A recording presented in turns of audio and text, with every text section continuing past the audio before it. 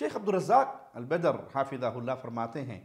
کہ جس طرح کے فتنے آج کے دور میں پھیل چکے ہیں اور نوجوان ان فتنوں میں مبتلا ہو چکے ہیں، شاید اتنے فتنے تو نبوی دور میں بھی نہ تھے۔ اس لیے ضرورت ہے کہ نوجوانوں پر رحم کیا جائے، ان کے ساتھ محبت اور شفقت کا معاملہ کیا جائے، ان کی ہدایت کے لیے دل سے دعائیں کی جائیں۔